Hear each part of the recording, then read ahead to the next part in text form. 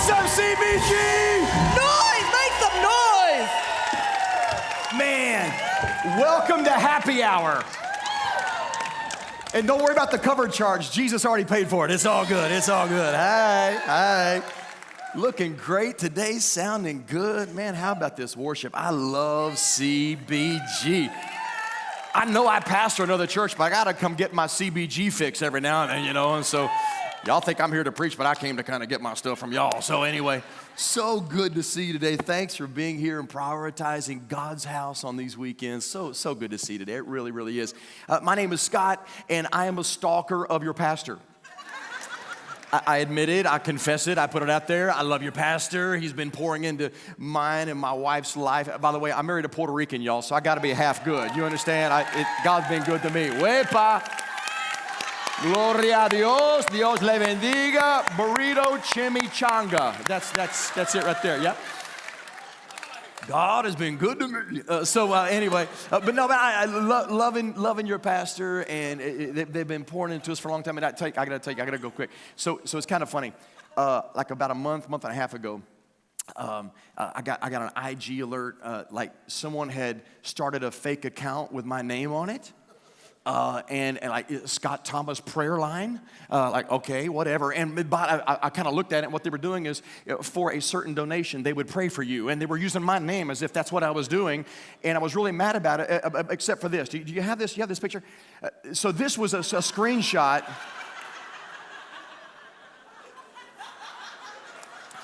Do you notice the profile pic on there? Do you notice the profile?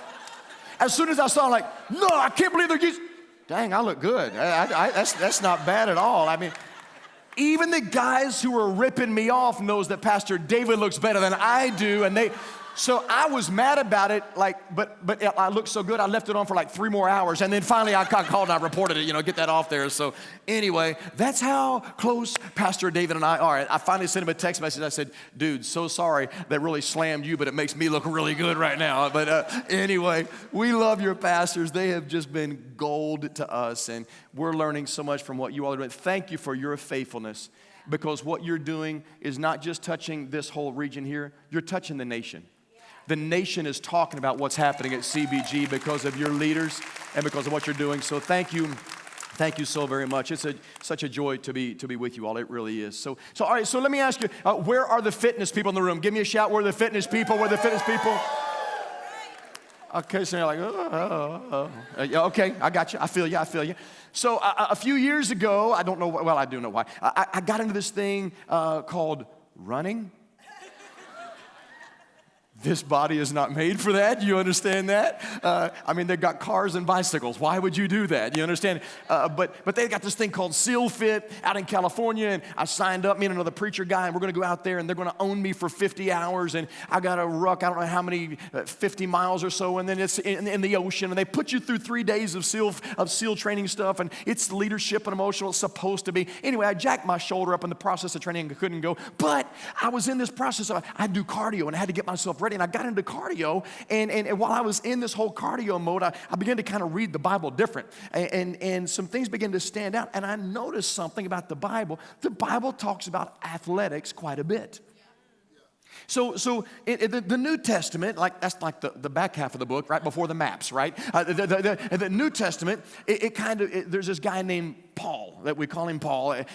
He was like a Jerusalem Times bestseller, a list. He wrote a few things. He wrote 2/3 of the New Testament, where he tells us about faith and mercy and grace and truth. And like the guy was just, so grateful for pouring in. And he's writing a lot of stuff from prison. He was shipwrecked. He was crazy story. But Paul is writing some things, and he's doing some things to encourage our faith and say, look, the race that you're in is going to be worth it. Everything you're going through right now, it's going to be worth it. Turn to 3 folk and tell them it's all going to be worth it. Just tell somebody, it's all going to be worth it. It's all going to be worth it.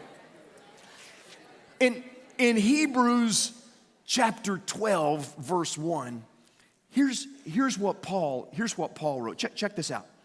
And by the way, I've been to CBG, so you read the highlighted words, right? You understand how this goes? So I need to hear you loud and proud. Come on, 10 o'clock service. I need you to set the pace today for how this thing goes. You ready? Here we go. Ready? 1, 2, 3. Therefore, since by such a huge crowd of witnesses to the life of faith, let us strip off every weight that slows us down, especially the sin that so easily trips us up, and let us run with endurance the race God has set. Yeah, run this race. Everybody in this room is running a race.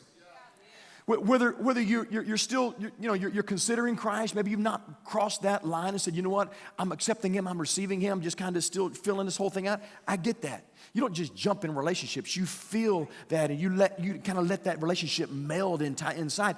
But even whether you're a Christ follower right now or you're not right now, you haven't decided yet, we're all in a race.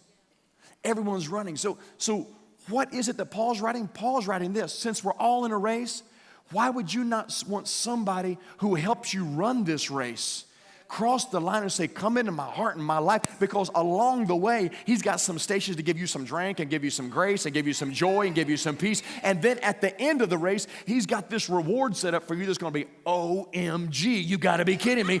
This is what living life is all about. And so Paul says it's going to be worth it. It's going to be worth it when you just kind of open your heart up to Him and you invite Christ in. It changes everything. But he says something interesting. He said we're surrounded by a crowd of witnesses.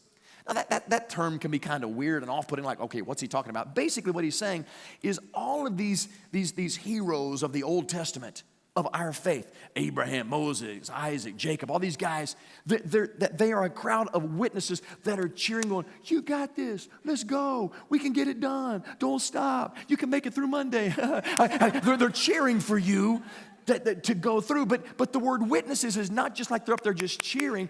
Witness also means they are our examples.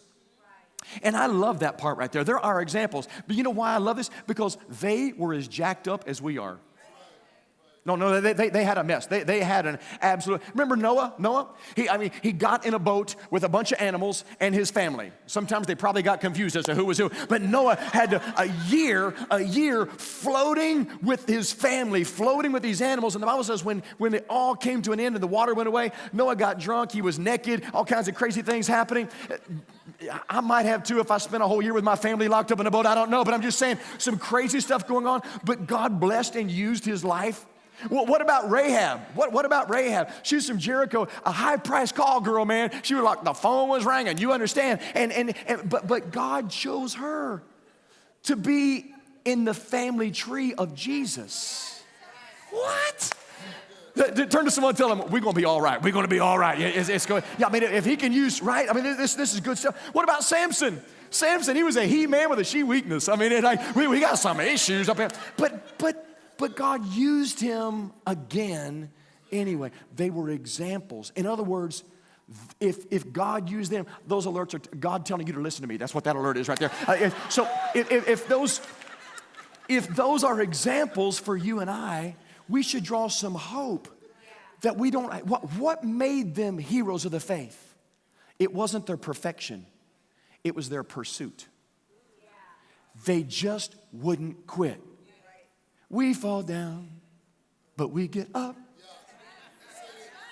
We fall down, but we get up.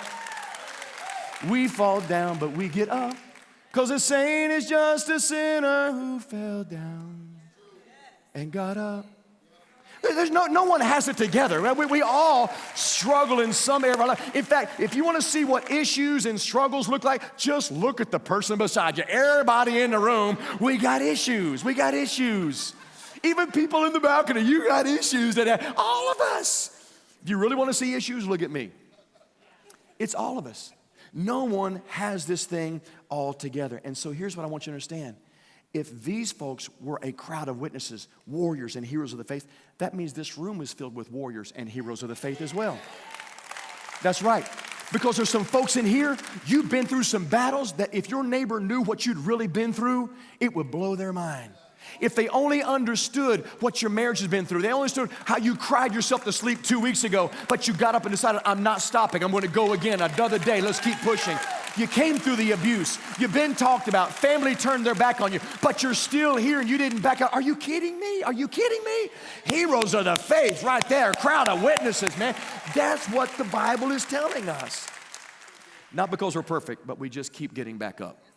And that's what makes the difference. So Paul in this passage, he says, we got these examples of how we're supposed to live, but then he calls this, he says we're in this race and we need endurance, which means that this life is not a sprint, it's a marathon. You don't need endurance for a sprint, you need endurance for a marathon. And so this life is a marathon, and there's two pieces that we need to talk about today related to a marathon, and that is this, for you and I want you to like zone in here with me. Number one is there's practical preparation for running the race, but then there's also spiritual performance. Practical and spiritual. Not spooky natural, just supernatural. There's a big difference, all right? But here's what I want you to understand. Spiritual advance happens in non-spiritual moments. Spiritual advance happens in non-spiritual moments. Let me just kind of break that down for you. In other words, have you ever gone to Walmart? Please nod your head yes. Everybody in the room. Because you know everything you need is at Walmart. No, everything you need is at Walmart. Everything you need is at Walmart. If you need some shoes, go right down aisle 2. Everything you need. They got everything at Walmart. You go in for a toothbrush, you walk out with $300 worth of stuff in your car. How does that happen? Target. Yeah, that's right. Yeah. They got all these options. Right? They're everywhere, right? You get your 7 items. You count them because you're a Christian. And you're going to the aisle that says 10 items or less.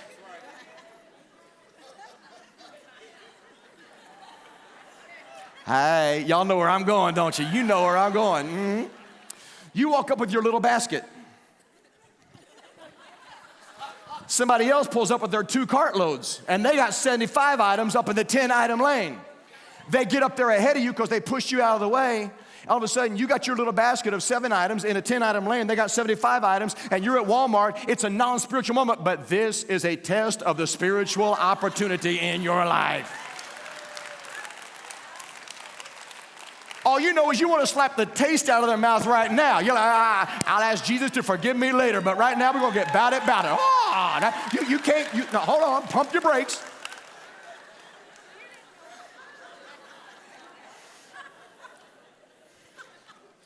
But the truth is, the way that I respond in that moment determines what's happening in my heart.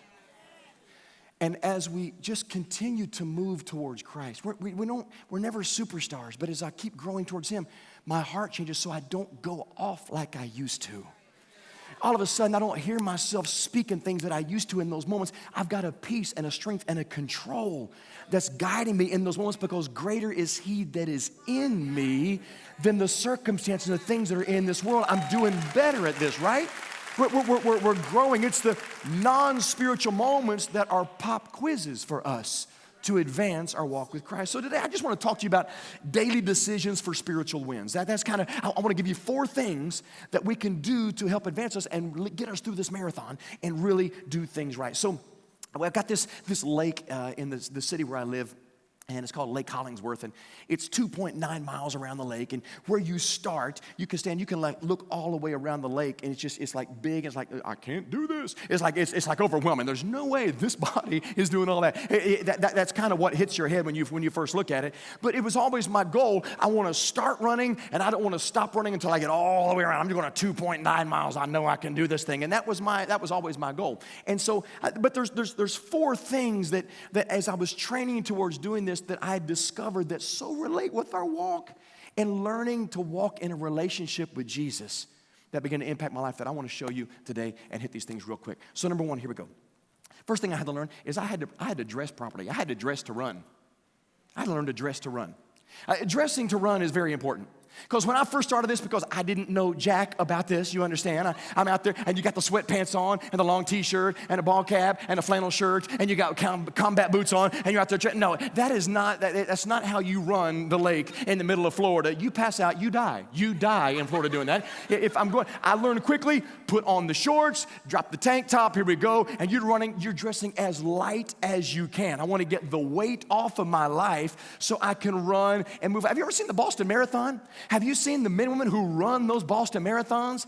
They are lean. I mean, this last Boston marathon they just ran, it's like 37 degrees below zero. The wind is like 90 miles an hour. They're having a hurricane in Boston. It's raining, and they're running in shorts and tank tops and a toboggan, and that's all they're running in. They had to get the weight off if they're actually going to run and perform properly and get this done. Paul in the Bible, that this verse that we read, you got to strip off the weight that so easily sets us back. He didn't say that the weight was sin. It's not like there's anything majorly wrong, but what can you do? What can you release in your daily life that will make your life stronger and easier and better to run with Jesus? You got to check the people in your life. By the way, I give everyone permission here, to requalify your relationships. Amen. And sometimes you got to go back and reevaluate. Because if the celebration stopped and we've gone into tolerating my life, I got to find someone who will celebrate, not tolerate. Hey, you got to make sure you get the right people. So I got to get some life givers in my life. Somebody who doesn't just text me, the ball game's coming on. Thank you, I needed that alert. But I also like to have the dudes in my life who shoot a text, dude, praying for you today. Believe me, God's going to bless you today. Dang, thank you very much. I'm getting text messages this morning from some of my pastor friends saying, praying for you today, Scott, wherever you're preaching, just crush it, man. God's going to help. Like, yes. And we're blowing it back. We got bro love going everywhere. And we're just like sharing the love. I need dudes in my life who will speak hope and life and strength into me. We got to check the people. Make sure that they're life givers. Places that we go, routines that we're keeping, things I'm doing, not doing. What can I do to lift my life and just make it easier? They've got life groups starting at CBG. It will lift the weight off your life to dig in and learn some more. These are moments to advance our lives. You know, your phone, the phone, you gotta close out the apps that are running in the background. You would think, they say that the phones our iPhones today have more technology in them than the first aircraft that went to the moon. They literally say that we have more technology in our phone than the first rocket that went to the moon. They actually say that. But you would think if they're going to do that, they could get a battery that would last longer than just one day, for crying out loud.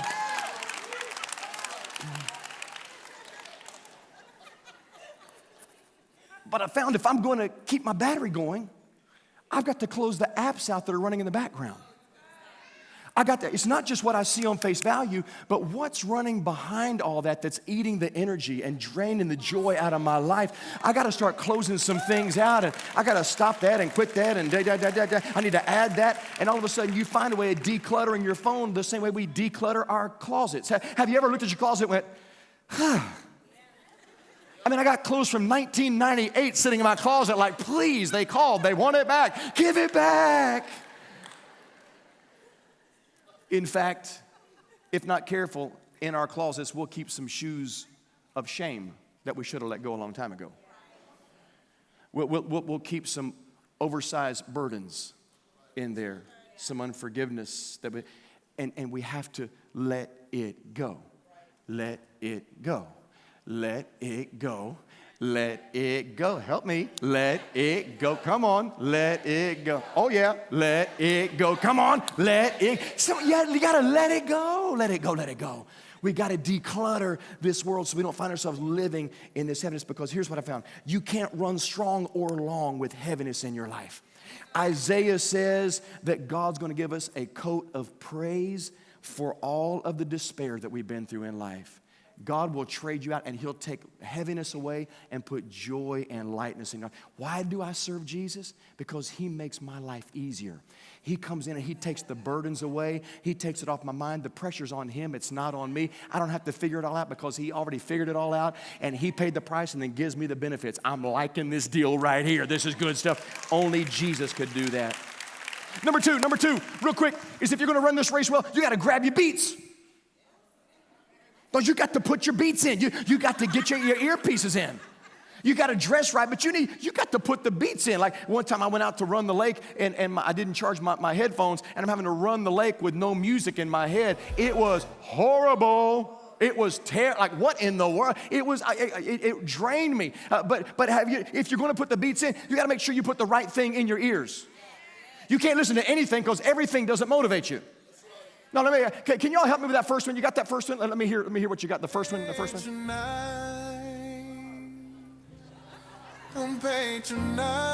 Sing, Tank.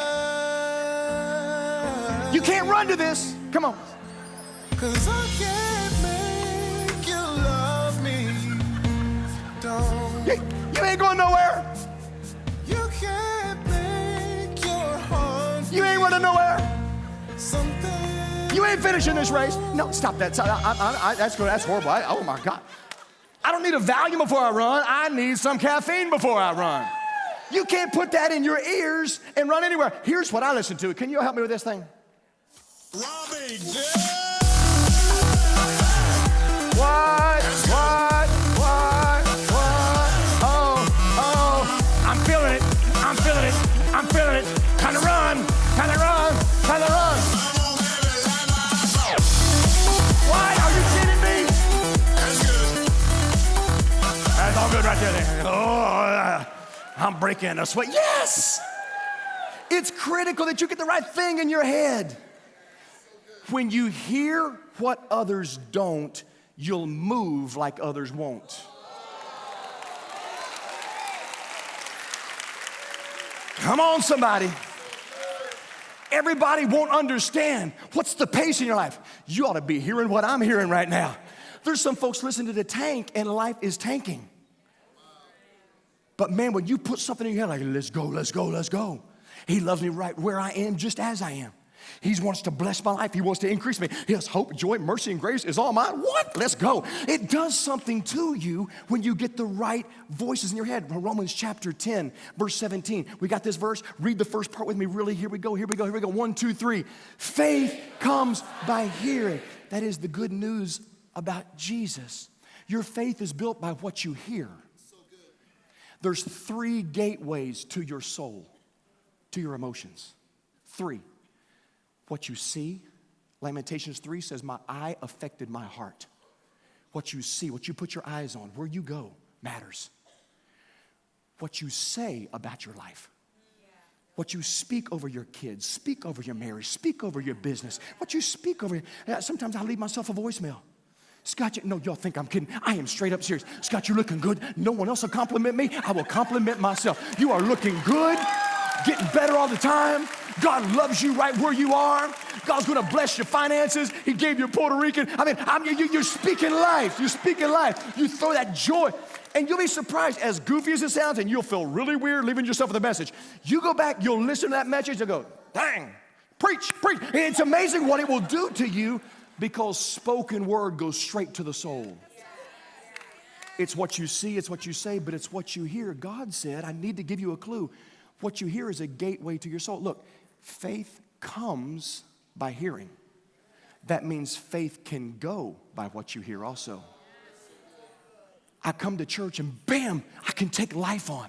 I can do this. I can make the decisions. I can serve Christ. I can actually do this thing here.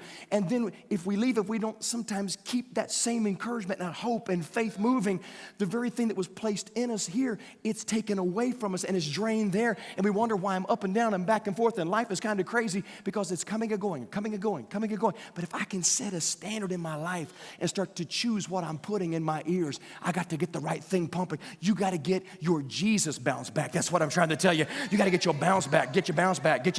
That's right. I'm a Jesus-loving, hell-busting, life-giving, hope-dealing, faith-living, church-going, overcoming, crazy blessed believer. That's what you got to get your bounce back. Get your bounce back. And by the way, it's not raining in here. That's just me because I'm also dripping in finesse too. You just got to understand who you are. Thank you. That's Bishop Bruno that helped us with that. You got to know God's for you. You can live this life. This is not for superstars. It's for everybody in the house. You can live this. We can do this side by side. There's no one that has this thing all together. Number 3, I learned this while I was running. You got to run past the distractions.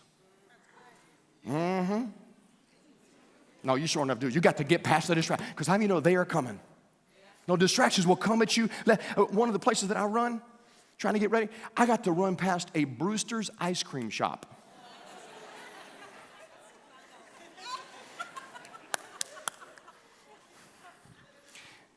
Sweet communion is what we call it. I'm running, mile number 2, I'm hitting it. And on the corner, here's Brewster's Ice Cream. And while I'm running by, the sidewalk is right by the ice cream place. And while I'm going by, I'm like about to cough a lung up. You know, I'm like, oh, Jesus, get me through this thing. And people are going. And I'm walking by going, You gotta keep moving. Sometimes while I'm running, there's people coming the opposite way on the same trail. And I got to be willing to run around people going the opposite way. If I have to I'm not going to just have a collision. No, I'm going around so we don't have any confrontation. Sometimes I'm running, people go, hey, it's Pastor. I say, call the office, love you, pray for you later. I got to keep going.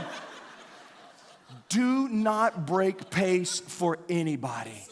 Because once you start running, it's too hard to stop and start again. Just keep, I don't care how good he looks. I know you're all booed up, but you got to make sure that he knows Jesus and you guys lock in together and run with this thing. Run side by side. I was running one time, and while I was almost to mile number 2, and this carload of girls goes driving by. Look, I love Jesus, but I am full of testosterone. You understand? And I got a beautiful wife. But any man in the place will tell you, if you're out running and you're showing some arms and a group of girls goes running and they start screaming something, you're going to stop and find out because it just makes an old man feel good. That's all I got to say. I got my beats in and I'm just moving the music and these girls go walking and I see just a couple of them waving like a carload of girls. And like, I stop and I pull, I say, what? Jesus loves you. No. And the one girl leans out and goes, you better run. I was expecting to hear, you're doing great, you look good. No, she slammed me. She like, but, and it dawned on me. I stopped my pace to hear someone else's criticism. We gotta be so careful that I don't stop running to hear from someone who's not even in the race, who's not even going and pursuing. We've gotta so guard and be careful because it's a slow fade that we can get into. I've done this. That's why I love the Bible. It lays all of our issues out. David said in Psalm chapter 1, he said, here's the progression. We go from walking to standing to sitting. Blessed is the man that doesn't walk, stand, and sit in places he doesn't belong. We're walking, I got my pace. I'm going somewhere. I'm doing Jesus, I'm doing church. Man, I'm going to get involved in the life groups. And a distraction or two comes and we don't just bail, but we just stop walking. I just stop my pace and I stop and I begin to dialogue and that I begin to interact with and relate with, eventually I sit down and I dwell with and I lose my pace. David said, don't do that because if you'll keep your pace, God's going to radically bless your life and they're going to be producing left and right and everywhere. Keep your pace. Slow fades happen to everybody. That's why it's important you got the right people in your life because voices determine choices. The voices I'm hearing determine the choices in my life. You need to hear someone going, you go, keep that marriage strong. Marriage rocks. Marriage is worth it. Stay in there. I don't need any guys at the ball game going, dang, look at her. No, look at my wife. Look at my wife. You got to make sure you got the right voices to keep making the right choices in your life. We have to do that. And here's what I learned. Sometimes you got to just run alone. Sometimes you got to run alone. Alone can be good. Yeah. You just got to go yourself. In fact, one time I ran my first 5K. I was so proud. I didn't know what K meant, but I ran a 5 thing. I signed up for it, so let's go do this thing. And I got out there, and it's 3.1 miles. And I got out there. I've only done running by myself. And I'm out there, and I'm running. And when they bang, they fired the gun, and I'm taking off. It's in the city of Lakeland, my metropolis of Lakeland, which is like that big. And so I'm running out there, running with about 1,000 other people. And they had this course set up through the city. And I get going. I've been running for 2 minutes. This is no lie. This is how bad I am. This is how bad I am. A mother with a running stroller passes me while I'm running. Now that's sad. That is, oh my God. But I tried to keep up with her. You know, I'm trying to keep up with the baby. The baby. I'm trying to beat the baby. And I couldn't even keep up with the baby. It was horrible.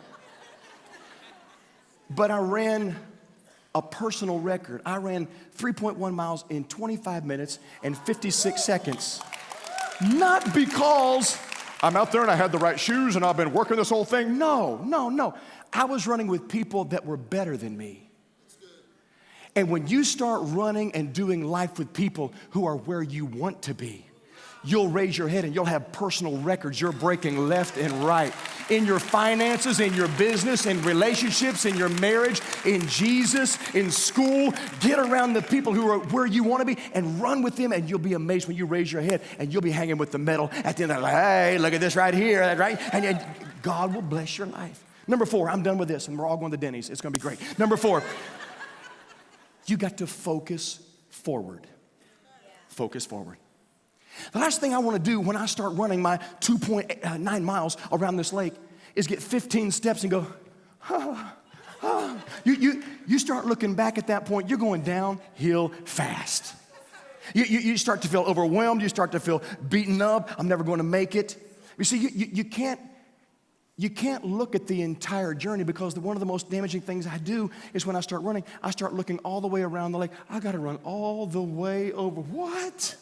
Jesus, take the wheel. Yeah, like there is no way. I'm calling an Uber, right, from my phone. Like, would you please pick me up and drop me off? Hey, you can't take it all in at one time. That's why this walk with Christ is not about bam. It's about the little steps. It's about the daily steps. When I'm running, my goal is to make it to the next telephone pole. And I'm going to run to there, like, whoa! Hey, let's shoot for the fire hydrant. Here we go. Whoa! Run to where the lady's pushing the baby in the stroller. Okay, and I set little goals up, and all of a sudden, I raise my hand and go, Scott, you're doing this thing. You're more than halfway there. Keep going, Scott. It's the little steps. It's not the big monumental things. It's the little things. It's the little things of, you know what, today, I want to pray for 5 minutes. That's my goal today. I'm going to give God 5 minutes. That's awesome. If you've never prayed for 5 minutes, that feels like an eternity. But you can do this, and God is jacked up, crazy. Yes, my kid's talking to me. You might pop up and find a scripture. You might open a devotional and just give a little bit of time. Start something you've never done. Set the small goals, and you'll be amazed when you raise your head, because if you keep putting the right thing in, the wrong thing's got to leave. Anytime the light shows up, the darkness has to go. You keep putting the right stuff in, the wrong stuff will exit your life. You see, we'll never stop looking back until we get excited about what's ahead. And I got to start getting my eyes on my best days are ahead. God's going to bless this business. You know what? I got some hope and some strength, and I'm not going to bail. My family might have gone sideways, but I'm going to stay the course. I'm going to keep on moving here. That's why Philippians 3, Paul said, forgetting those things that are behind you, keep pressing forward, because there's only 2 reasons to look back. Number 1 is to learn. You gain encouragement. You learned a few things in life, what to do, what not to do, who to hang with, who not to hang with. You learn some things. But number 2, you look back to celebrate what God has brought you through, and look where I am right now. Can you just think about 6 months ago, how far God has brought you in 6 months, 12 months, 18 months? Think about where you are, that you didn't think you'd be here right now, but look at you. You're in church on Labor Day weekend. What the heck? You're in church on Labor Day weekend. That matters. Isaiah 40. If you'll put that on the screen, we're going to read this together and close this out. Here we go. Read these out with me. Those who hope in the Lord will renew their strength. They will run and not grow weary. They will walk and not be faint. I want to ask you to stand to your feet if you would. Let me finish with this here. This race is not a competition. Don't try to impress people. Nope. The Bible actually says whatever grows fast dies fast. You can't hyper accelerate a relationship. It takes time to grow a relationship if it's going to be genuine. This is not a sprint. It's a marathon. See, that's so important, because watch. If you're running a 50-yard dash, racing somebody, if you fall down when you're running 50 yards, you'll lose the race like that. But if you're running a marathon, you can fall down and still win. Why? We fall down, but we get up. A good man, a righteous man, falls 7 times, but gets back up. That's what the Bible says. So watch this, watch this. Fall down, get up, fall down, get up, fall down, get up, fall down, get up, fall down, get up, fall down, get up, fall down, get up. And that's in the first 5 minutes of a Monday, and you're still considered righteous before God. Just keep getting up. Turn to 3 people and tell them, just get up, just get up, just get up, just get up, get up. It's not your perfection. It's your consistency. Because here's the deal. The ace in your race is God's grace. It's that grace of God. Because the truth is, through all of this, we're going to come up short. We're not able. But through Him, He'll pick you up when you get tired, and He will carry you to the next spot and strengthen you and empower you. It's not how good we are, it's how good He's already been to us. And you can do this, you can do this, you can do this. All y'all can do this. If I can do it, you can too, and we can do it together and honor Christ. Father, thank you so much for loving us right where we are, just as we are. Thanks for your hope, your mercy, your grace, your truth. Thank you for helping us run this race with endurance. We win because you've already won. We love you. Bless my friends. Help my friends as they pursue you with their heart, mind, soul, and strength. We thank you for a week of victory in Jesus' name.